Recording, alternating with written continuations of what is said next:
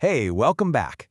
So what if I told you that you could communicate pretty much any idea you have using just 850 words? Sounds kind of crazy, right? Well, today we're going to crack that whole idea open by looking at just one of those essential words. And we're going to find a whole universe of meaning in a place you'd really never expect. Okay, so picture this. Way back in the 1930s, a linguist creates something called Basic English. The entire language, just 850 words. The goal was huge. Make a language that was super easy to learn, but still powerful enough for, complex ideas. Just think about that for a second. The whole range of human communication boiled down to a list that could fit on just a few pages.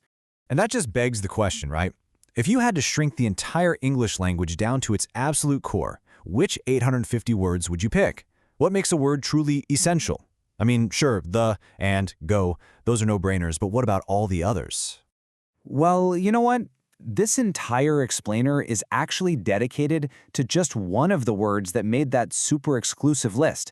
We're going to put it under the microscope and really see why it was considered so fundamental for just basic communication. And that word is female.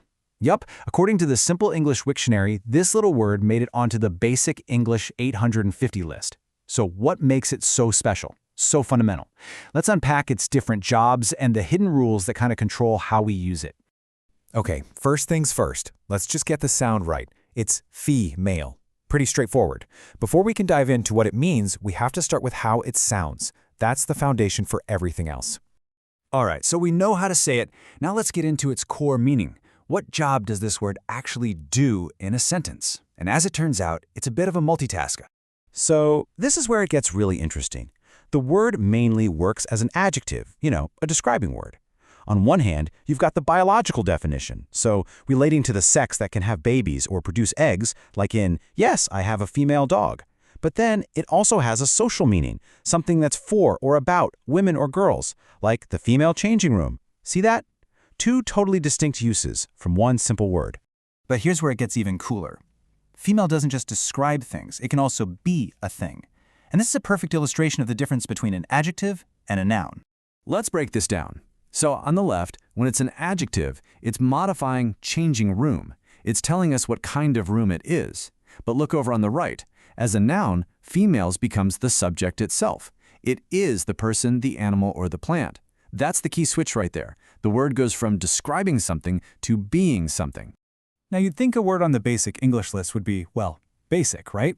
But language is just never that simple. There are all these unspoken rules and little nuances that change everything depending on the context or even where you are in the world. And here's where it gets a little tricky. The source actually notes that while using female as a noun is totally fine in some dialects, in others, it's considered wrong, especially when you're talking about people. And this is often because it can sound a bit clinical, kind of detached. It's why we usually prefer words like woman or girl.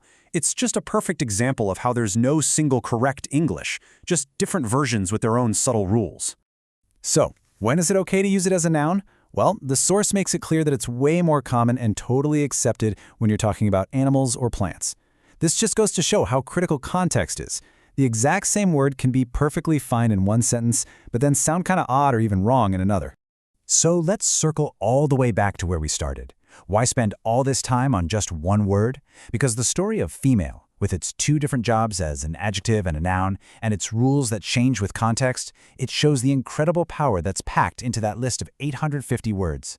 They aren't just simple, they're precision tools, and every single one has layers of meaning. All right, so let's just recap that journey real quick.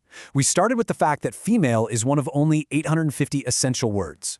Then we saw it pull double duty, grammatically speaking, as a describing adjective and as a noun. And finally, we uncovered this tricky nuance, where its correctness as a noun can totally change depending on the situation. That's a whole lot of depth for one little word. And all of that leaves us with this final thought. If a word as layered as female is considered basic, what does it really take for a word to be essential? Is it how often we use it, how flexible it is, or is it its power to define some fundamental part of our world? It just shows that simplicity, especially in language, is often way more complex than it looks. Thanks for joining me for this one.